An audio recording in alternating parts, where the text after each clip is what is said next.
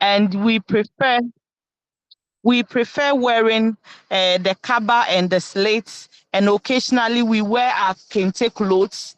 And when we are celebrating our Easter, it is something that we have taken it more than how Christians celebrate their Easter. It is when everybody, no matter where you are, if you are a real Kweu person, you have to come home for the celebration. And we eat fufu too, with sometimes this fish from the Volta Lake. That is what we eat. Which And we fish? eat. This fish. Which fish? You did not mention the fish. You want to hear the name of the fish? We call it ajune. Locally, we call it ajune. That is what we eat with our fufu, and then light soup. I see. Mm-hmm. How do Okay. they always Okay, so please, here. I believe I was on the floor. Okay, go on, Joel. Joel, go on. Joel, can we hear you, Joel?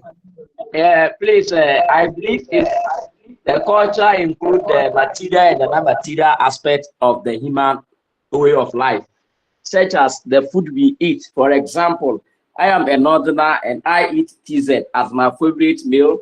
Then the clothes we wear, I am a northerner and then we wear smock as the clothes that we wear. I am a northerner still, and then we perform the way we perform our funerals. Then our naming ceremonies are this different when it comes to the starting life. So I believe that is our culture, what we hold in high esteem. Okay, so your way of life. Do you have any gun here? Do you have anybody who's a gun here? Among us here in the class. Do you have a gun or a dangui? Lydia, are you a gun? Lydia, are you a gun person? Hello, Lydia, sir. Yes, yes. sir. I had a problem at the time, so I couldn't answer the question when my name was mentioned. You had a problem with us. With my connection, so I couldn't answer the question when you mentioned my name. Okay, so are you a gun? No, please. I'm an Ashanti. Okay. You're an Ashanti. Coming from Yes. which village of Ashanti? I'm from Efijasi in the Ashanti region. Okay, so let us know your way of life. All right. When we talk of the way of life of a group of people, we are talking about the kind of food they eat, their tradition and customs, the language they speak, the way they dress, and in general, the way they go about things. Yeah, so we are giving us general information. What about the Fijasi people of their Asante? Throw light on that so that we call. If we say the food they eat, do I? And I don't know their dance. I don't know the dance of the Asante people. So yes, please. You have not answered the question. So go down to the details and let us know about you and your culture. Yeah, our dance is Adwa dance. The food, our favorite food, the staple food that we eat is fufu. And then the people, the indigents. Is fufu and what? Is farmers. fufu and what? Fufu and what? Fufu and Fufu? water. Fufu and water. No, Or fufu fufu and with what? soup, panna soup. Fufu and palm nut soup. Yes, please. Are you sure? Yes, please. Who is also from Asante here? Okay. You tell us that it's your culture. So you are staple food. So even Christmas, you eat fufu and palm nut soup. I see. Oh, don't lie. Not only that, with what do you call it? Fufu and palm nut soup. Pepper soup, or how they normally term it, Ghana soup, or any other soup. One, it is fufu. We are okay with that. Okay. Yes. Okay, thank you very much. Sir, please, my name is Wilson. I want to come in a bit. Okay. With the Ashanti, we prefer fufu and then light soup. And then I know of that of the Fantis that they like fufu and palm nut soup. So if I stand to be corrected. But the Fanti Kenke and Etil, do you have any Fanti here, please? Yes, I'm half Ashanti and then half Fanti. So and then then you're not speaking well for the Fante. So they have Yeah, the our staple food is the the eto. Some to call it mbwel. So that is the food that we eat. And then our clothes too, we also wear the slit and kaba style. And then the men too, we put on, I don't know how to describe it in English. It to come in that way. Okay, thank you very much. So let me go on with my presentation. Thank you all those who contributed. Yeah, so so that is the way of life of a group of people, and that's their culture. So their way of life. So as I said, culture is a way of life. Yeah, of the group of people, or that's the people follow, that they follow. So the language you speak, the food you eat. Oh, the light should not go off for my internet to have a problem. Yeah, so everything, yeah, all these are our dance and other things. So neurotic settlements developed from villages were simple cultures to large civilizations. Now, the moment we begin to see certain sophisticated elements in people's way of life or their culture, then at this juncture, the appropriate term that we use to refer to such a culture is civilization. And so civilization is an advancement in people's way of life or a comfortable way of life. Or we say that when culture reaches its height or zenith or ceiling, then it is no more culture. It is this civilization. So civilization is the state of having an advanced level of social development and a comfortable way of life. It is also a complex culture. So when we say a complex culture is civilization in which large numbers of human beings share a number of common elements.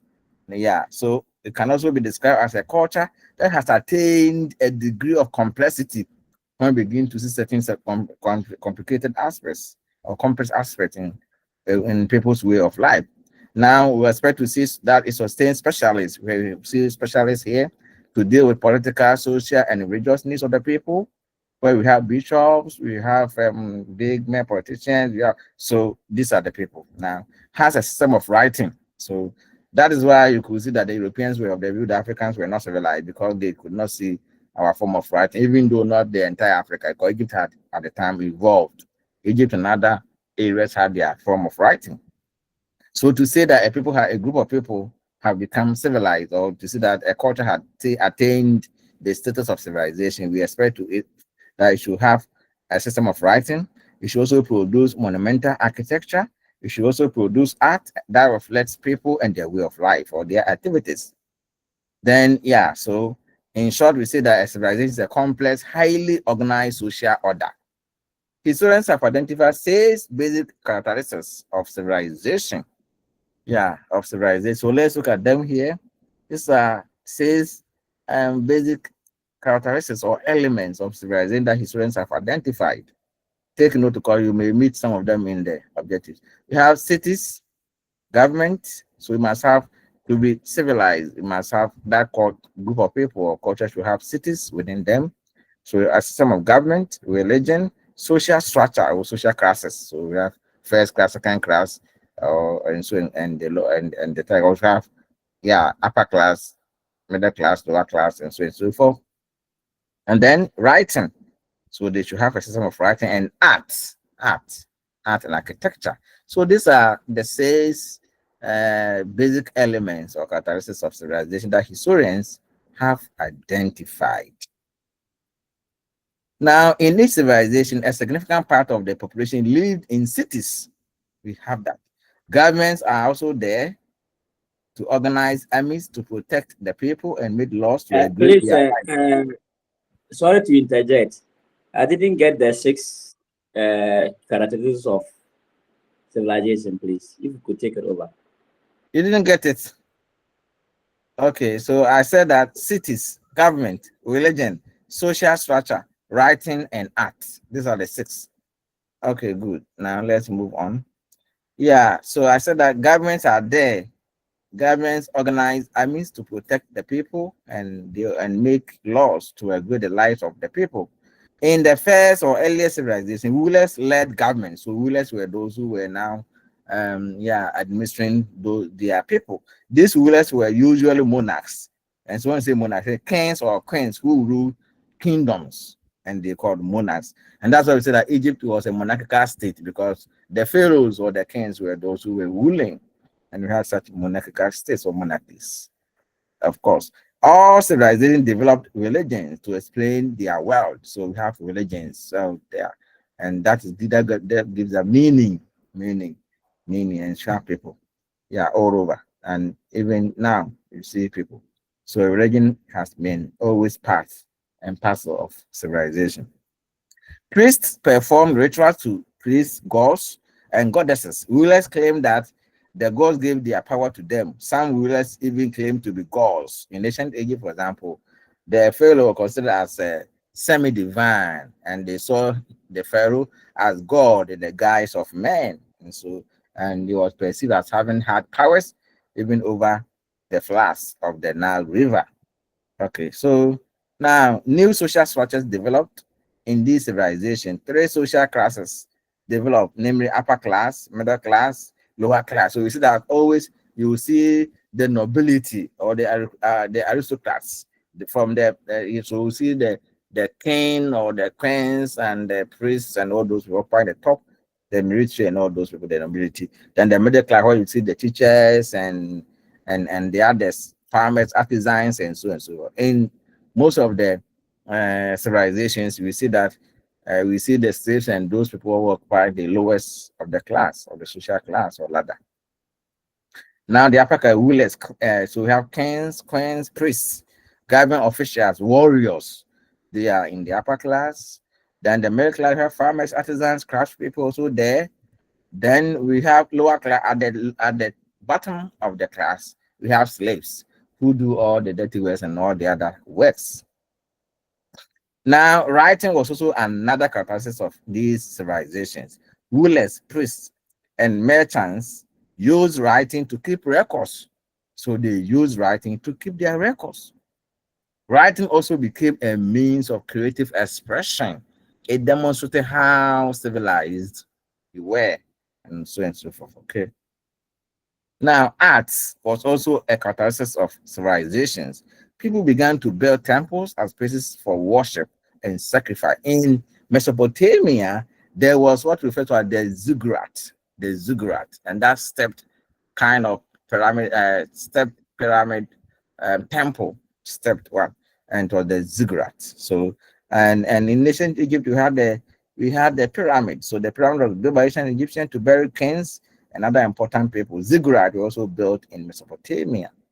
Okay, so painting and sculpture were also used to portray gods and goddesses or natural forces. I think that is the end of this topic.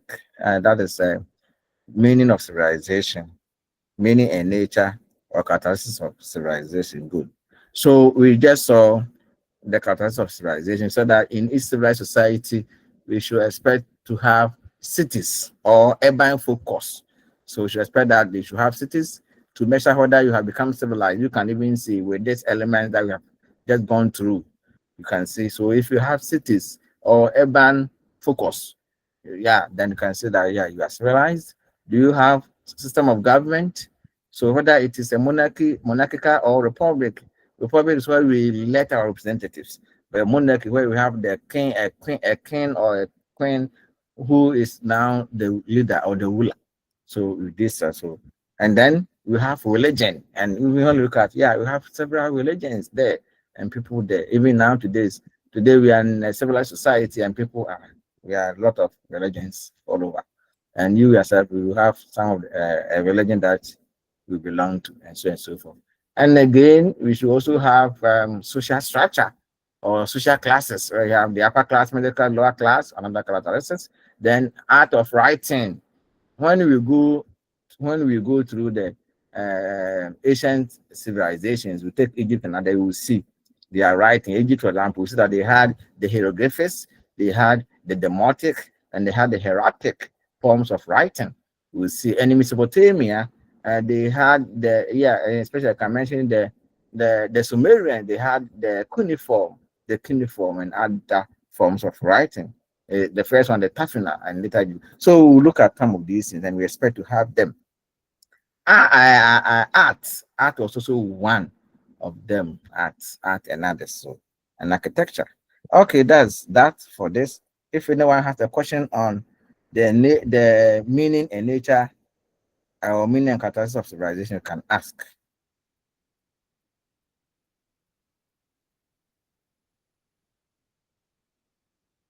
Yeah. So, Joel, I think I've seen your hand, and I think Lydia. I don't know whether Lydia's hand is also up. Please, thank you for the opportunity. I don't have much to say about the civilization much, but I have a concern with the level of the class level, where you have the upper class, the lower class, and then that of the middle class. Yes, when we look at the lower class, we mentioned that slaves are the lower class. But as the matter of fact, it seems some people are not slaves, but they are also in the lower class. Why? I Why don't is it know. people are not slaves? But slaves at the time, we are not talking about present times. We are looking at West civilization, we're looking at Asian civilization. This civilization exists. Some of them even started in say 3000 BC, long before the birth of even Christ. So it is not present day that we are talking about slaves and saying people are living like slaves. At the time we were slaves, we did not have any rights, and of course we were treated as a slave. We were working and working and working, and yeah. So you're not considered as a citizen, free citizen, but people were there, the citizens, those the kings, and so the middle class, they were free citizens, they were citizens. Like when they come to what do you call it, the Romans, yeah. So you see, yeah, you see, that's why you will see, and even the Greeks, you will still see. You understand? So, that is the classes. And if you were a slave at the time, you were a slave and did not have, yeah, you were not, you could not vote, could not do anything. So you belong to the particular group. Pascal is someone called Pascal, or I don't know what that is. Pascal Sang. Yes, sir. Yes, sir. Doc, I would like to find out, is there a thin line, just in case we're asked to explain between the religion and the arts? Because I saw, for example, temples under the arts. Will it be wrong if in explaining religion, for example, you infuse that into the explanation? Religion, by religion, we are talking about religion. So religion is different. So religion is religion, it's not art. Art, for example, yeah, art is different, art and architecture. So that's why we want to see. So it will, even though you will say that maybe religion, because of religion too, also it made it possible for them to also put up impressive arts, architecture and arts and architecture or some of these things. And that's also reflected the belief and the rest. But I think that you can separate them and talk. If you want them to be separate points, you can say explain each of them. Religion, the form of religion that they had. So at the time, for example, in ancient Egypt, you could say that, yeah, so they worship the Pharaoh. The Pharaoh was considered as a god in the guise of man. Yeah, so the religion that existed, you would have to talk about them. And these provided meaning. Yeah, they were okay with them. And they had many gods, they were polytheistic. So when you take the civilization one after the other, you then understand what I'm talking about. Egypt had many gods. In fact, their principal god or the national god was Amon or Amon-Ra. But there were other gods such as Osiris, such as Hathor, such as Isis, and others. Yeah, they were all there. So you could see that they were, polytheistic, worship several gods. Okay, anyway. So, Okay, thank you, Doc. yeah. Can I go on it, or is someone? Lydia, did I see your hand up? Lydia Entry, and I've seen Abena Achan.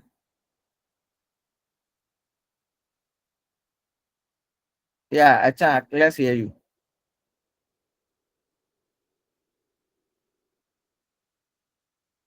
Yeah, Abena Achan, can you hear you? Oh, Abena Achan is not us. I've seen your hand. Okay, no problem. Then let's move on.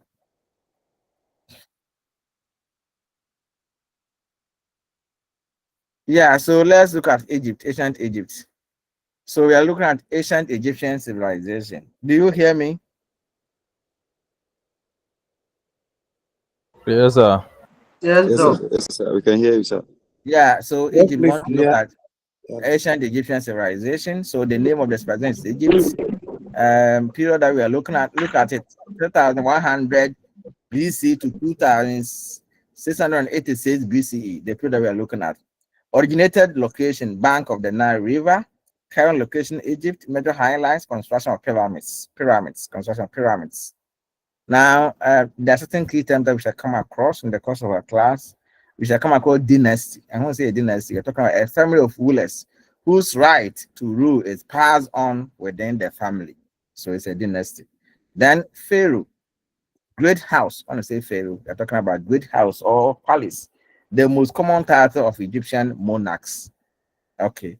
Then bureaucracy, an administrative organization with officials and regular procedures.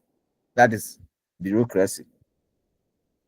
Then mummification is a process of slowly drying a dead body to prevent it from rotting. That is, yeah. And then hieroglyphs, hieroglyphs, priest carvings or sacred writings, the Greek name for the earliest Egyptian writing system. Okay, so that is hieroglyphs, hieroglyphs, hieroglyphs. Then, yeah, so you can have a look at hieroglyphs. You see the symbols, as you can see for yourself. So this is hieroglyphs, hieroglyphs. Now, the course of Egyptian history. The course of Egyptian history. Historians have divided Egyptian history into three major periods known as the Old Kingdom. So you had the Old Kingdom, the Middle Kingdom, and the New Kingdom. These periods were times of stability. Between these periods were times of chaos and invasion, known as intermediate periods. So these were known as intermediate periods. Okay, now let's look at the Old Kingdom. Egyptian history begins around 1100 BCE when King Menes is also known as King Nama. So take notes. Those of you who have not done history before. Yeah, King Menes also another name for Menes is Nama. King Nama. Okay, good. Now he brought Upper and Lower Egypt together into one kingdom. He united Upper and Lower Egypt. So King Menes also created the first dynasty. So he united, he brought Lower and Upper Egypt together, thereby ushering Egypt into the first dynasty. So the whole kingdom lasted from 2700 BCE to 2200 BCE. And indeed, it was a time of prosperity and great splendor. The monarchs of the old kingdom were powerful rulers, and we always talk about leadership. If you get good leaders, in fact, if you look at what did the trick for ancient Egypt, Egypt was lucky, or Egypt was blessed to have good leaders. We are talking about good leaders in Africa. One of the challenges that we are having now, that's confronting African countries, is leadership. We don't have good leaders. Many African leaders are not good leaders, and we are suffering. We are endowed all the resources, but look at it. Look at it. You see, we don't have good leaders. I'm not talking about the only one person as a president, but the others. We have MCEs, we have ministers, deputy ministers, even headmasters, and even some principals. Yeah, many, and even including teachers. Those of you who are doing, hey, some of you are teaching, and some of you don't even attend class. You don't go to school. And you go late. So are you a good leader? So you see that we are facing challenges. We have a lot of problems. Some will not even go to school, do not teach well, will not teach well at all. They will not even go to school. Every month they will be the first to even go to bank to withdraw. You see? So leadership is a challenge that we are now having. But if you have good leaders, ancient Egypt was lucky to have good leaders, and these fellows were great leaders, and they contributed immensely to the civilization of Egypt. The Egyptians believed that pharaohs were gods, so they revered them. In other words, they respected them so much because they saw them to be sacred. That yes, that's all gods, and yeah, and So by obeying their pharaoh, they believed that they were helping to keep their world stable. Pharaohs had unlimited power to rule their people, but they developed a bureaucracy to help them rule. One of the greatest achievements which took place during the Old Kingdom was the building or construction of pyramids. Now, pyramids were tombs for the bodies of the dead pharaohs. So that's where the burial places for their dead pharaohs. So they also had smaller pyramids where the wives of the pharaohs were also buried. Now I can see an example of a pyramid. We have here an example of a pyramid. Can we have one person to tell us how the pyramid looks like? Describe it for us. Can we get one person to describe the pyramid? Who is going to do that?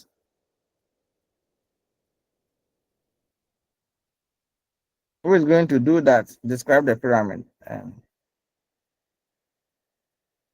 Yeah, who is doing that for us? Show by hand if you want to describe the pyramid. Yeah, Wilson. Do that for us, Wilson.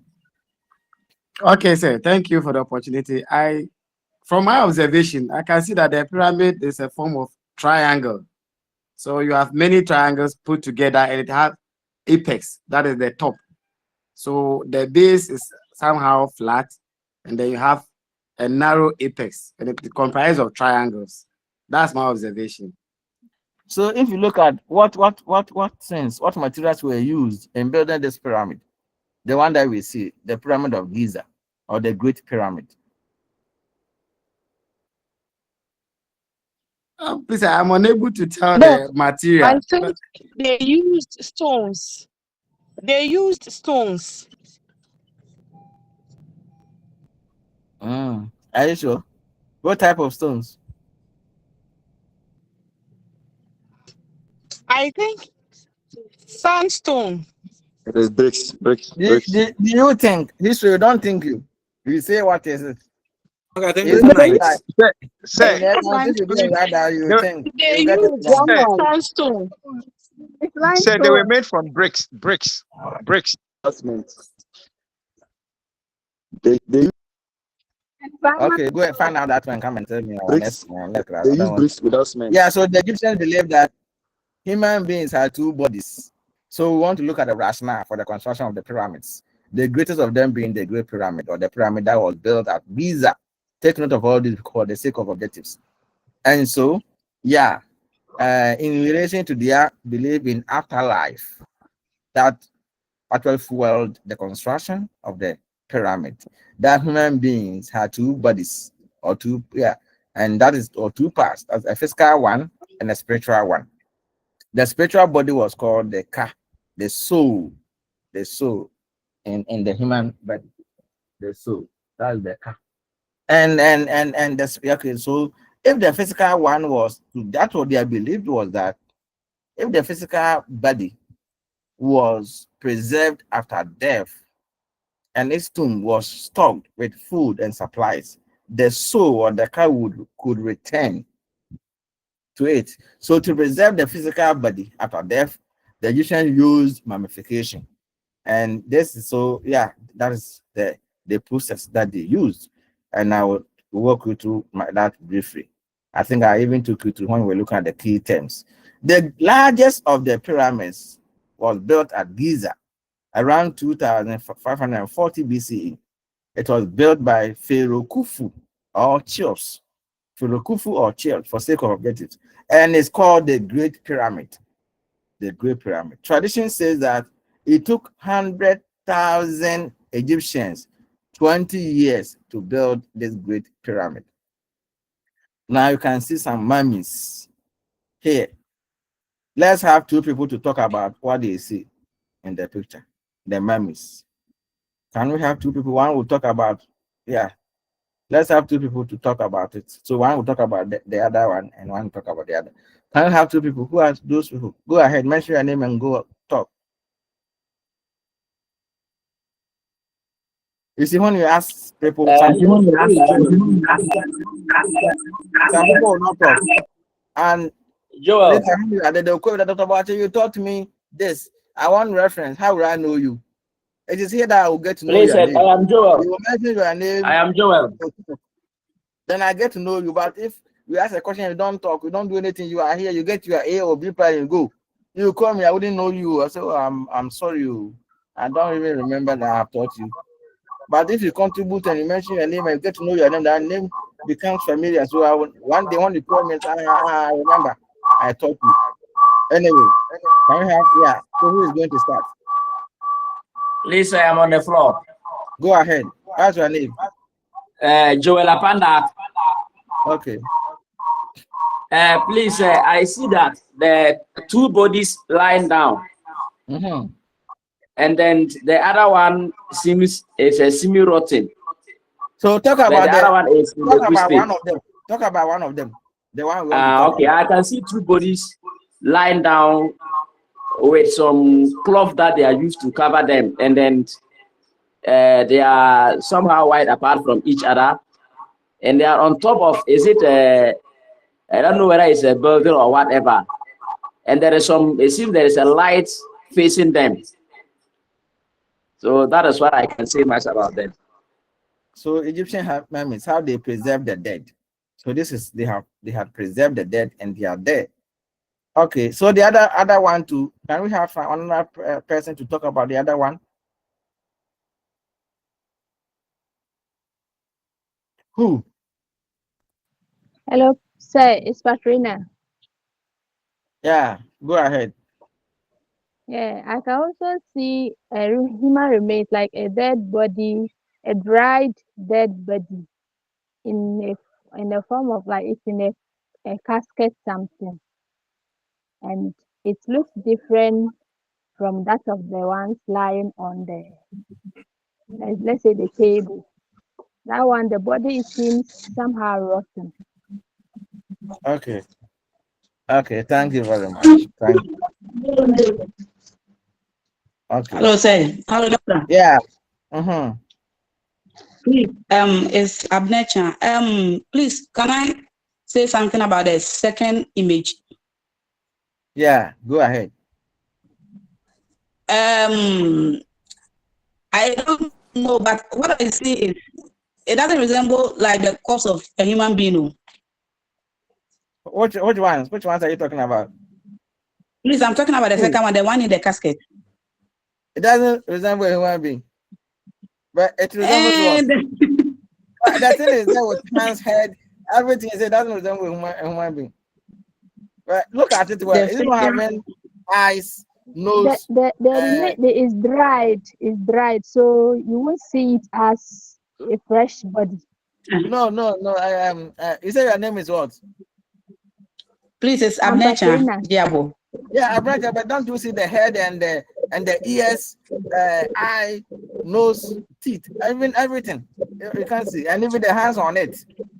Hey, Dr. Peter, I can see it, but the facial design is something else. And it it's something else. Do you know how many years that has been mummified or preserved, and it is like this? Oh, okay. Thank you, doctor. Okay.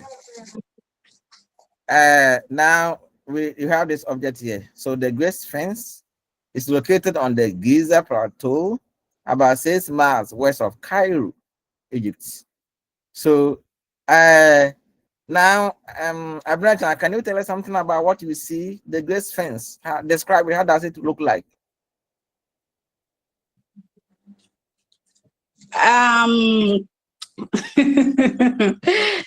Please, doctor, what I can see is like a monument, like those in the Bible, yeah.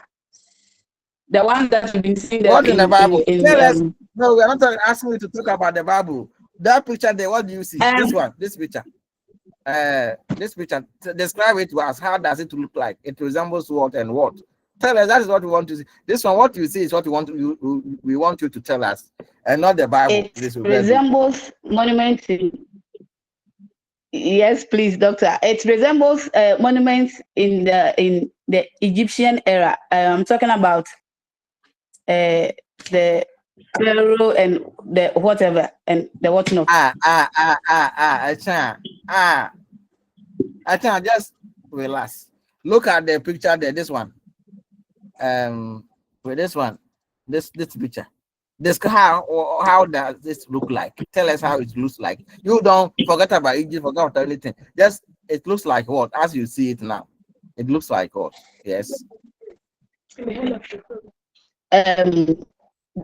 head looks like a human being, like someone who is a king.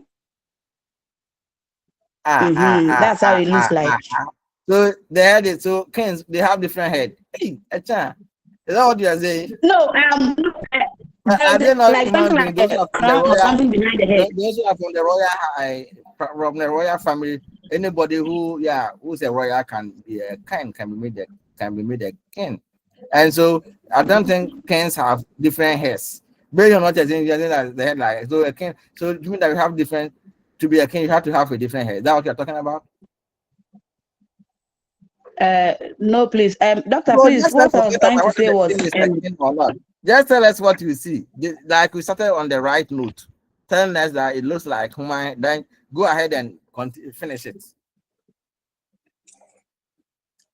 please, as I was saying, it looks like a human head with hair behind it, and there is this something like a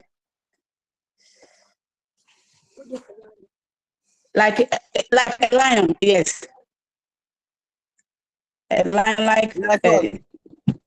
Like what? Yes. Hey. Okay. Like a lion, like a human head with a crown on it. A crown symbol of the Egyptians on it. Okay. Let's go on it. So guarding the pyramid, this pyramid is a huge statue known as the Great Sphinx. And it has the body of a lion and a human head. Yeah, simple. That's the body of a lion. Don't use that body was a lion by having human head. The Great Pyramid still stands as a symbol of Please, the power let's see the body again. of you want to see the body again? Yes, you'll get the slides. You'll get the slide. When you get it, look at it well. Let's move on. So yeah, so it has, as I said, the body of, but when you look at it, you see that, don't you see that it is a lion that is there, and having, so you can see even its leg. You see that it's a lion. It's a lion. Can't it be a snake, sir? The body of a snake? Is it not a snake? It's a lion. How can snake have legs? Like it's not snake. I beg you. You see the legs. When I see their dressing, the Egyptian, when I see their dressing, the hair, I don't know whether it's the hair gel. Like I sometimes think it's a snake. It's a snake that like a cobra. How it does. No, this one is not a cobra. It's a body. It's a lion with a human head.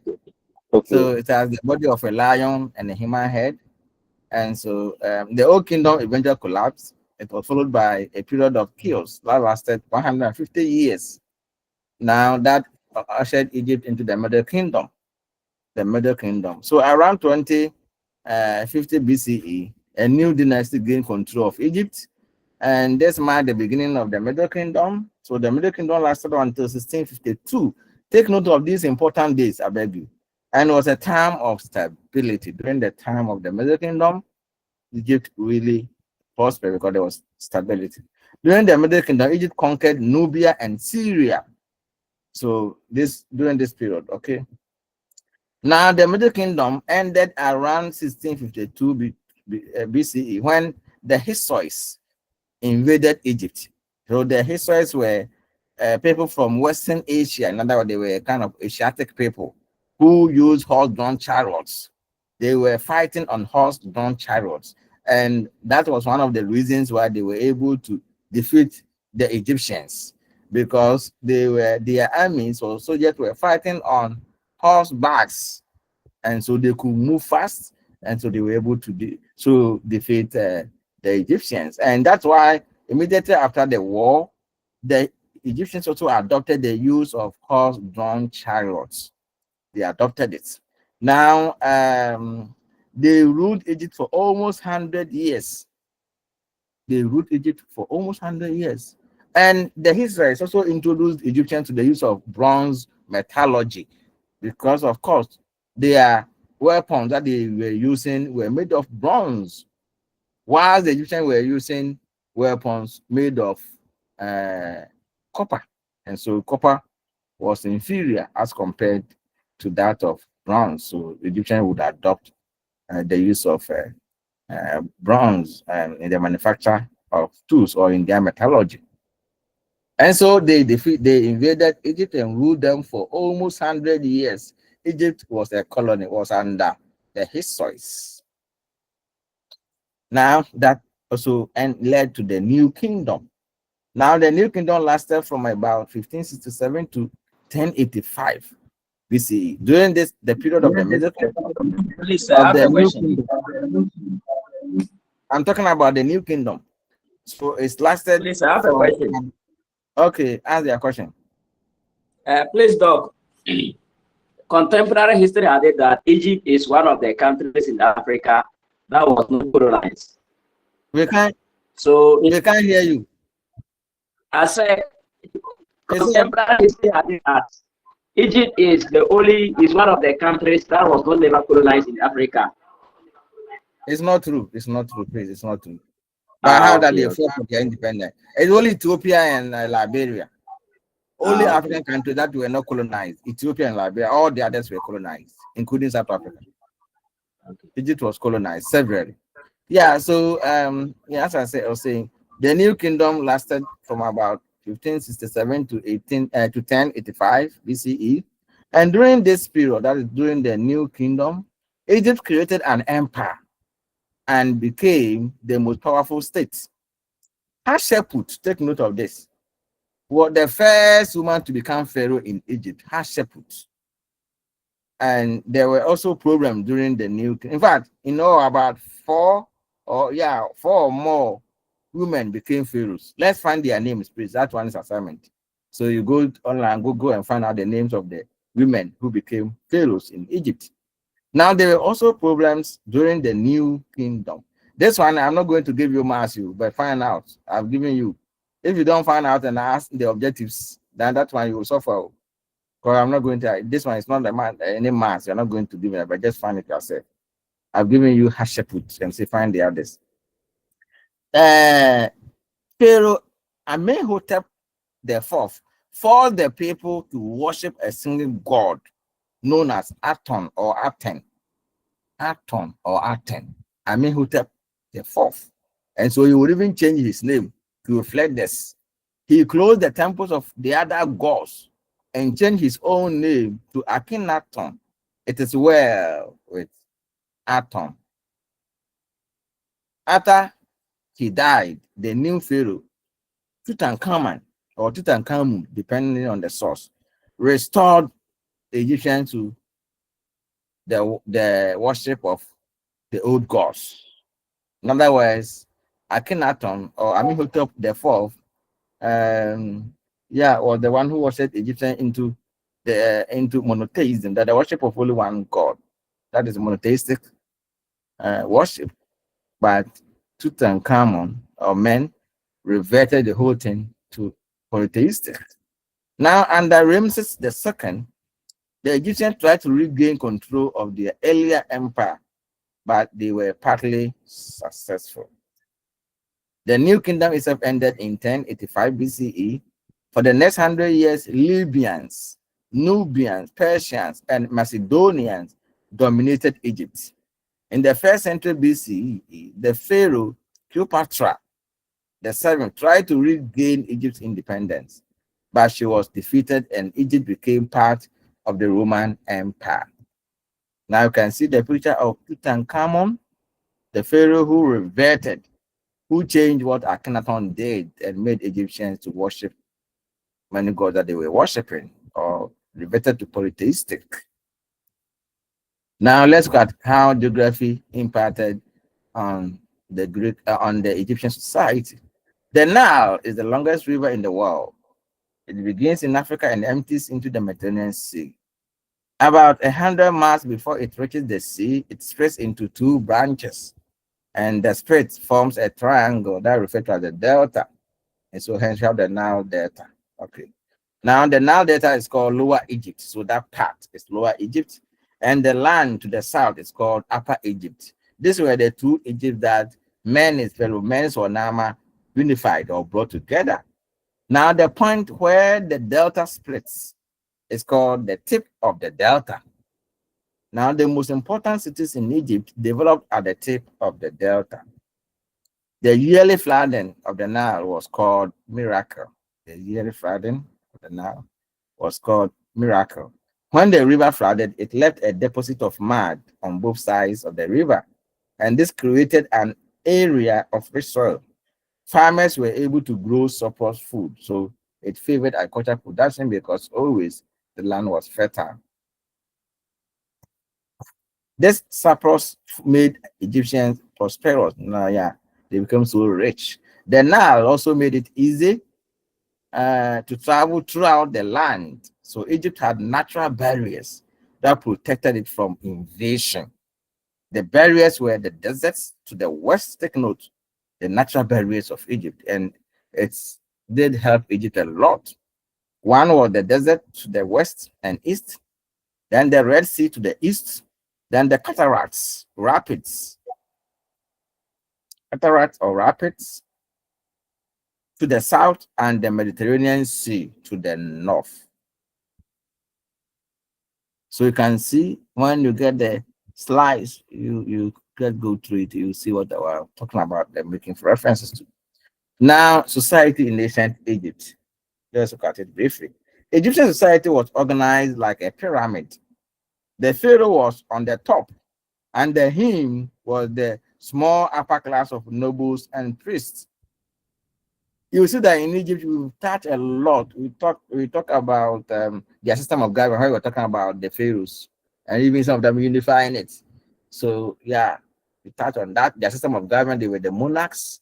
Okay, good. Then of course, as we went ahead, we saw some of the things that they did. Their religion. They would say that they were polytheistic. They worship many gods. And during the time of Amenhotep the fourth, he wanted them to worship only one, a single god, Atom. But when he died and Tutankhamun took over, he reverted Egypt to the worship of numerous gods. Anyway, so within that, you then see that the elements or characteristics of civilization, you see them. We're talking about system of government, we're talking about their religion, we're talking about the architecture, where we mentioned the art and architecture, we mentioned the pyramids. So you see that they're all there. Okay, so the pharaoh was on the top, as I said. So here you give an idea about the social class in Egypt, where the pharaoh occupied the top of the hierarchy, and then him was a small upper class of nobles and priests. Below the upper class were merchants, artisans, scribes, and tax collectors, and these people were in the middle class. Then most of the people in Egypt were in the lower classes. So you see that you can see this one. So the Shura order, where we had the pharaoh occupying the top, and the pharaoh performed two main functions, political and religious. In fact, in the area of politics, he was the chief administrator. Yeah, he was the chief administrator and commander-in-chief of the army. And in the area of religion, he was the chief priest, and he performed all the rites. And he served as a link between the spirit world and the physical world. Okay, so we had the priests there, then the pharaohs occupied the top, the priests, then the nobles or the warriors, the scribes. And even the scribes, we had two types of the scribes. We had civilian ones and military scribes. Yeah, we had merchants, we have peasants or slaves who, as we said, always occupy the bottom of the ladder. Now, daily life in Egypt. Ancient Egyptians had a positive attitude towards daily life. A positive one toward daily life. They married young, and a man could normally had only one wife. If a marriage ended in divorce, the wife was compensated. Men were the masters in their houses, but women were well respected in the Egyptian society. Wives were in charge of the household and the education of children. They kept control of their property and inheritance, and even after marriage, some women operated businesses, and upper class women could even become priestesses. And 4 queens, Egyptian queens, became pharaohs. What are their names? I think this is the assignment I've already given you. Now, let's see the importance of religion in Egypt. Religion also made ancient Egyptians felt secured. So they felt secure, they feel secured, in other words. So it gave them meaning. Now they were polytheistic. That meant that they worshipped many gods, or they served several gods. The most important gods were sun gods and land gods. They believed that the sun god had different forms and names depending on his role. Two names for the sun god were Ammon or Atum and Re or Ra. So combined. And Ammon was the protectors, the god that protected the city of Thebes. And the Re was the sun god. So these two gods were made to become the national god of ancient Egypt. Ammon, Re. Okay, good. Now you can see some of them here. And some of the gods, Egyptians were polytheistic. So I said earlier on, believe the gods controlled all aspects of life. You can see some of the gods, Horus, Isis, Thoth, Osiris, Amon-Re, and many others. Many others. You can see some of them here. And two of the river and land gods were Osiris and Isis. Osiris was a symbol of resurrection, coming back to life. Famous myth believed in reborn after death. Now, what contributions did ancient Egypt make to civilization? In other words, legacies that Egyptians bequeathed to civilization. And I like asking this question in the essay question. And we ask you to discuss 4 legacies that ancient Egyptians contributed to civilization, or 4 things that they did, or 4 achievements of Egypt. Simple. Now, one was pyramid. So we had pyramid. They constructed pyramids, and I'm going to talk about it, the rationale behind that one. Some of the pyramids that were constructed, which pharaohs were. So pyramids, temples, and other monuments were constructed. Egyptians also made advances in mathematics and science. They were excellent there. They developed a 365-day calendar that we are enjoying now, even up to now, the 365 calendar. So you that you are listening to me, those of us who are in this class, what legacies or what contribution are you also going to make to the world or to knowledge? What are you going to do? Now, somebody see that some people develop 365-day calendar and we are enjoying, and became expert in human anatomy, mummification. That's medicine. So that's why now we have medicine. Yeah. So what are you going to do? And these are the things. We don't just learn, get A. You come, you'll give you slides and papa, and at the end of the day, you get your A and nothing. You have contributed nothing to knowledge or civilization. So I think that as we learn, it's not only for academic work that you get the A's or the B pluses and you are part to get your certificate, and that's the end. No. So what are you also going to do? What legacies are you going to bequeath to knowledge? So that when others also come and remember that you also existed and you made significant contribution to knowledge. I think that I will pause here. If anyone has question, then you can ask. They're not those I've given to you as an assignment. Thank you.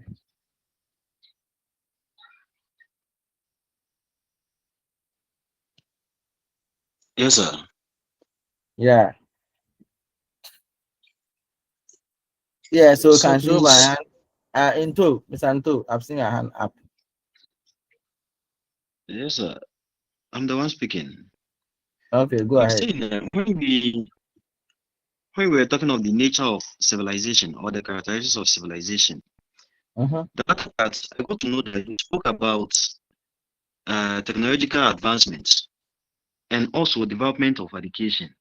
It seems we didn't talk of it when you were introducing the course. Do we have anything like that? You say when I was talking about characteristics of civilization? I talked about Yes, what? please. We mentioned. It seems we didn't talk of that's development of education. The latter part No, in the no, no, no, presentation, no. It's we not. got It's to know not. that there was an It's not. It's education. not characteristics of civilization, please. It's not So characteristics what of of civilization. technological advancements? What about technological advancement? I gave you the Yes, says. please. It seems The says, the but these advance. ones are also embedded in some of them. Yeah, they are there. They are embedded in some of them. And even I gave you what the says main one that scholars or historians have put forward. That these are the characteristics of because, for example, if you are not educated, how can you evolve art of writing? So some of them are embedded. You don't have to mention everything. You understand what I'm talking about? So if you because you have to be able to keep records, and that is art of writing. You invent it to keep records, and if you are not lettered, how could you do that? So some of them they have some my other subs under them, but I've given you the main ones. Yeah. Okay, thank you.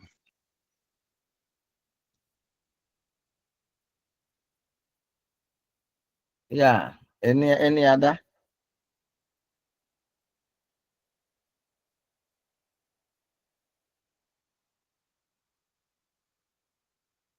Any other question?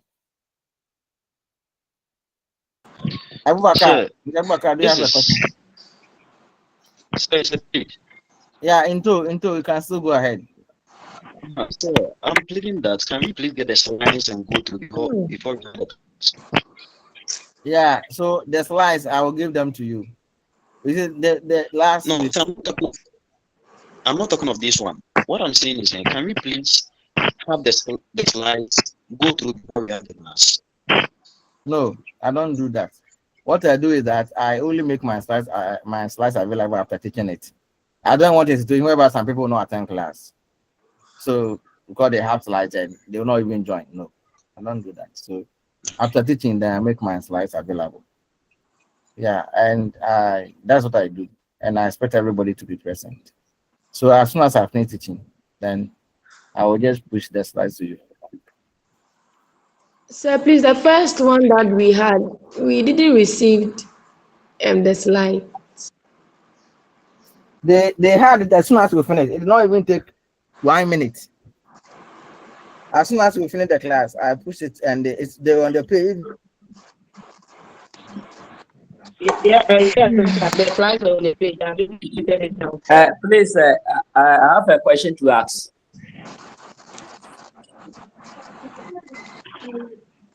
Please, Doc, I have a question to ask.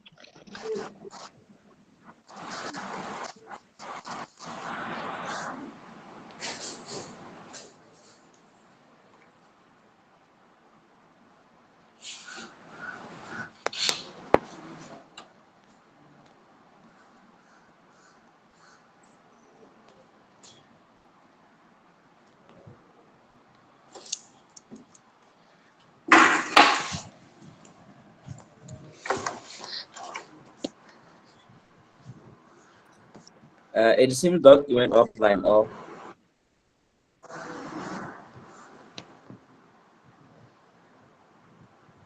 Hello. Yeah, please. I think if you have a question, you can go ahead and ask. That's my suggestion. please, Doc, my question is that when we are talking about the 6 basic characteristics of civilization, you mentioned cities as one of them. But when you talk of the civilization of Egypt, starting from the old kingdom to the new kingdom, there were no cities that you mentioned there. So I am a little bit confused. If you can get us the cities. Hey, Honorable, thank you very much for your question. There were several cities in Egypt. Yeah, I even mentioned Thebes. So don't say that maybe they don't know the cities. So even when I mentioned them, we didn't know.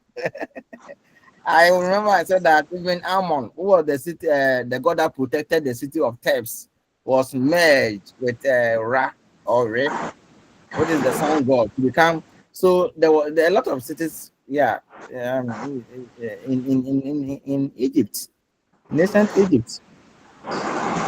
Yeah. So these were there. Thebes was one of such cities. And even as of now, you know, Egypt had many cities that you only look at the map of Egypt, you see the old map, you be able to point all these cities. So I want you to do some small studies, and by not me pointing all of them to you, so that you can read small.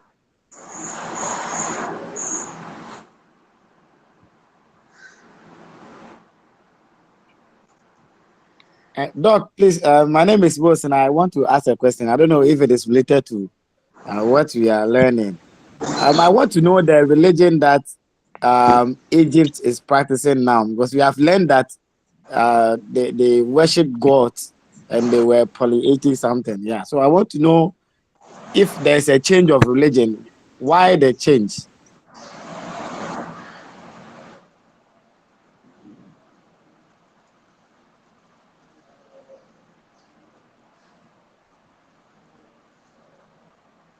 Hello.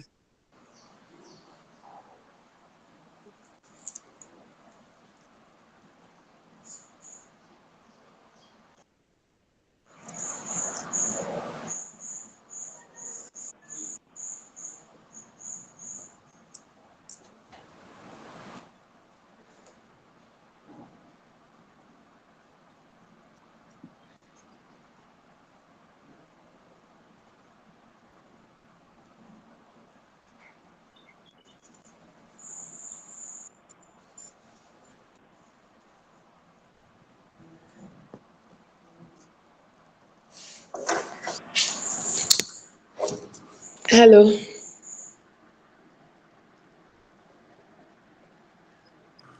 Please, are we close? Harriet, go ahead. Harriet, go ahead. Oh, Wilson, did you hear my answer? No, please, I didn't hear anything. Because I had muted. Oh, sorry. I was saying that look at the period that we are looking at. That is 3,100. So I gave you the period that we are looking at, where we had the Old Kingdom, the New Kingdom, and then the Middle Kingdom and the New Kingdom. So I have to say maybe when even the time that historians came there, so 1621. I've given you the time. We are actually interested in a certain date that we are looking at. We are not interested in modern Egypt. That we say that it's in North Africa and it's a dominant Islamic state now. No, we are looking at this period. Okay, and so don't get yourself confused. Don't get yourself confused. All right, Doc. Thank you very much. You see that Egypt is Islam is a dominant religion there, and we are not talking about that now. We're talking about the ancient time. Okay. Harriet, can you go ahead and ask your question? Thank you very much, Doc. Please, it's not a question. I was saying that I've still not found the slides on the page. So after the class, someone should kindly forward it on the page so that I can have Are it. you not there? Because that's why I myself I've seen it severally reposting. People have been reposting it severally. And immediately after our class, I put it there. I put it there. I put it to one. Who was that person? Is that person here? The course rep. Hello. Hello, please. I don't know the course rep. Okay. Yeah. So it is there. So somebody should repost it because there is there. Someone should repost it. Okay. Thank you, sir. For Harriet to have access to them. Okay. Okay. So I think today we shall end our class here if there are no more questions. And so that I can send these slides to you, that one we have done, so that you can go ahead. I'm putting it on the page straight away. Thank you very much. So please, when are we meeting again, please? I will let you know. Okay, sir. Thank you. Okay, so enjoy the rest of your day. Eh? Bye bye. All right. Thank you very much, Doc. Yeah, right. Doc, thank you very much.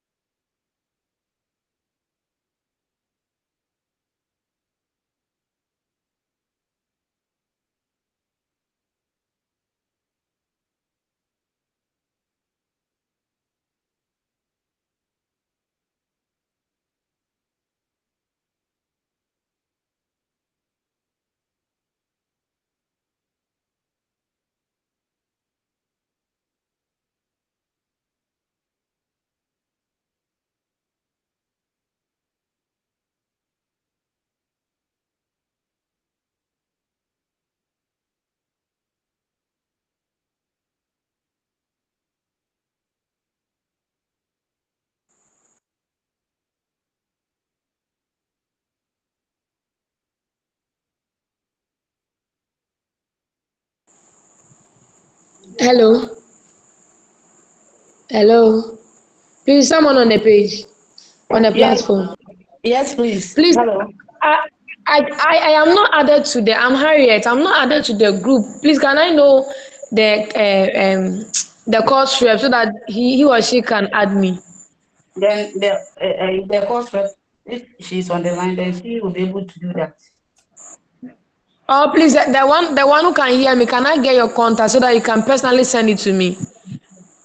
Okay. My number is 0244 0244 725 725 723.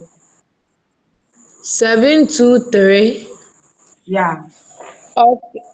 0244 725 723. Please, the last number. No, it's just that 0244 725 723. Okay, okay. Please, your name. Abna. Come again, please. Abna Echan. Okay, okay, okay. Thank you very much. You're welcome. Okay. Please, Bye. please, is the Bye. class over? Yes, it is. Okay, Okay. thank you. You're welcome. Bye. Bye.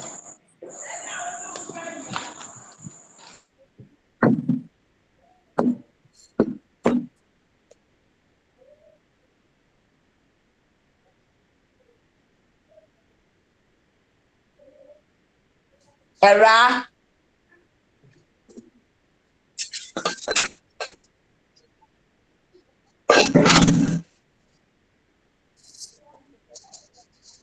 Kwani mepangwa diesa.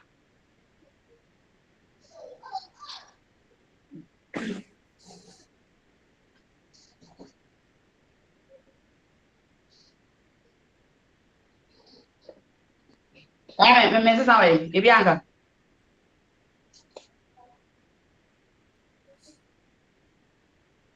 Kwani sasa ni bianga.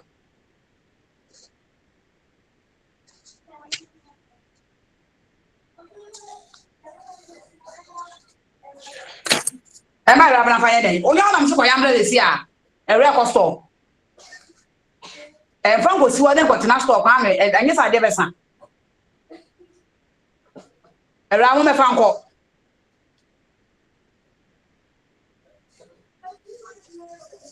Ai, what am I say ai?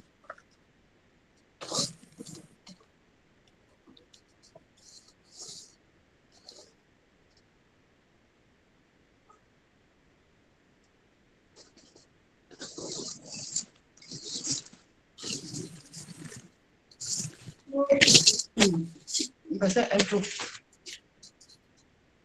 Efi abra. Ara mo fa bola ni ko tun. Efi ara ko ba.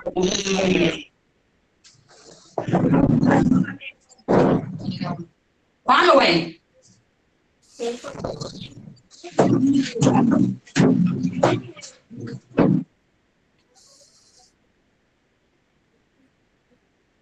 Kwani we.